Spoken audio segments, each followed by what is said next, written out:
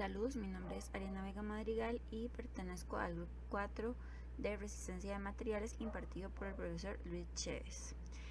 Hoy vengo a realizarles la explicación del proyecto. El problema seleccionado, explicación de la resolución teórica del problema seleccionado, cálculos, suposiciones realizadas, teoría utilizada. Además, les voy a explicar el método de validación que se utilizó, los resultados que se obtuvieron, el análisis de estos resultados y por último las conclusiones del proyecto. Ahora voy a proceder a describirles el problema seleccionado, que dice: tres ejes sólidos, cada uno de 0.75 pulgadas de diámetro, están conectados por engranes, ver la figura 1. Además, se tiene que hay un módulo de rigidez de 11,2 por 10 a la 6 psi y nos solicitan determinar el ángulo a través del cual gira el extremo A del eje AB, el ángulo a través del cual gira el extremo E del eje EF y la gráfica de los ángulos de giro tanto del eje AB como del eje EF con respecto a la longitud de estos ejes. Seguidamente voy a proceder a realizarles una pequeña explicación de la resolución del problema.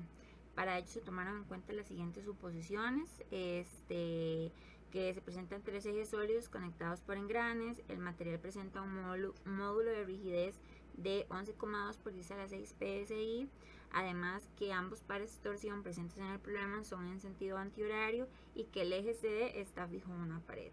Después de eso dividí el problema en tres partes: en la parte estática, en la parte de formaciones y en la parte de cinemática. En la parte estática se le realizó una sumatoria de momentos a cada uno de los engranes para encontrar distintos valores, que sería el de la fuerza 1, el de la fuerza 2 y del par torsión en C. Después, con las suposiciones anteriores, se determina que el ángulo de giro en el engrane C es igual al ángulo de giro en el eje CD. Esto por el eje de estar fijo a la pared, entonces el ángulo de giro es el mismo en toda la extensión del eje, aún así en el extremo. Y como el engrane B y el engrane F rotan, hacen que el engrane C gire y por eso se determinan esas otras suposiciones para determinar el ángulo de giro en B y el ángulo de giro en F.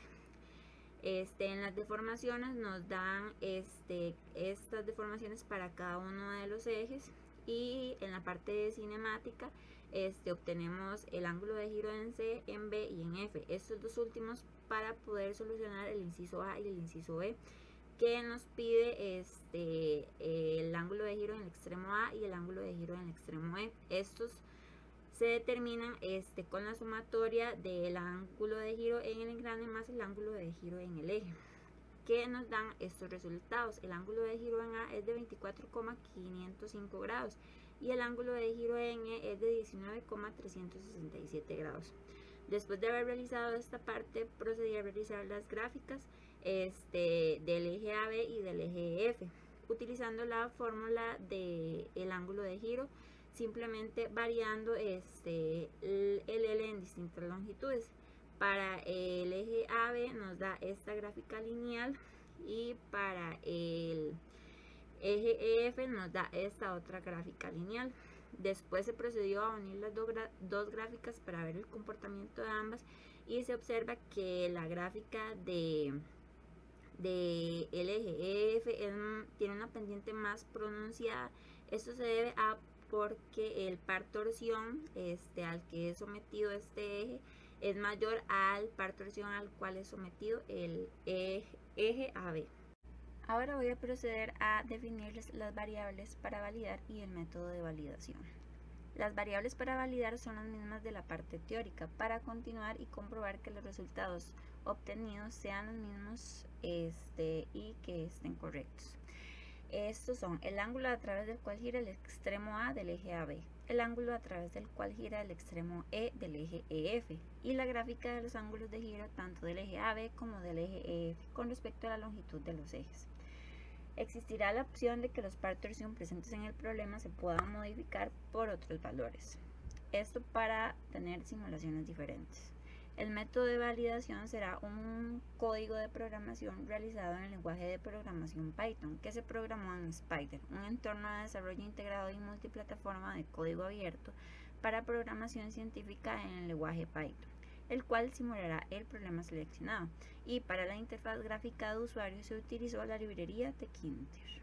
Después de haber definido el método de validación, voy a proceder a explicárselos. En las primeras líneas de código se muestra el llamado de las bibliotecas necesarias para que funcione correctamente el programa. Después proceden las líneas de código que crean una ventana para la interfaz gráfica. Seguidamente sigue la función cálculo, la cual realiza los cálculos del problema. Ejemplo, las deformaciones del eje AB, del eje EF y del eje CD, así como los ángulos de giro del engrane B, del engrane F, en el extremo A y en el extremo E. Acá se muestran las líneas de código de las gráficas del ángulo de giro en el eje AB respecto a su longitud, como en el eje EF. Después mostramos la función reiniciar, la cual nos pone en blanco todos aquellos espacios que fueron llenados al darle botón solucionar. Y por último tenemos la función cerrar, la cual se encarga de cerrar tanto la ventana de la interfaz gráfica como la gráfica que se le mostró al usuario después de darle al botón solucionar. Seguidamente les muestro las líneas para darle una mejor apariencia a la interfaz gráfica. Acá tenemos las líneas de código para el enunciado y para la imagen del problema.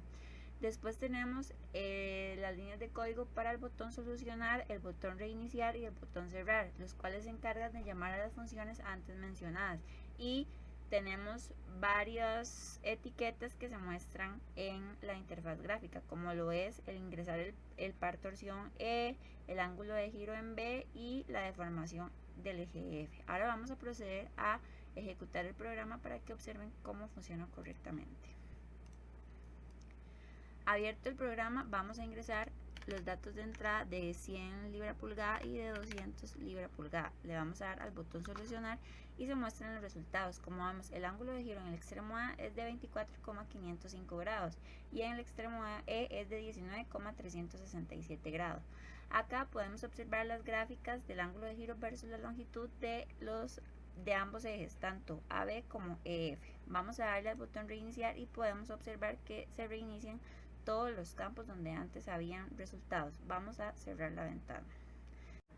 Después de realizado tanto la simulación como el cálculo teórico, voy a proceder a mostrarles los resultados, donde el ángulo de giro en el extremo A nos da 24,505 grados tanto en los resultados teóricos como en los simulados, dándonos un porcentaje de error del 0%, y el ángulo de giro en el extremo A nos da 19,367 grados tanto en los resultados teóricos como en los resultados simulados, dándonos un porcentaje de error del 0%. En los resultados teóricos y los resultados de simulación de las gráficas podemos observar que se nos presentan las mismas gráficas, por lo que también se presenta un error del 0%.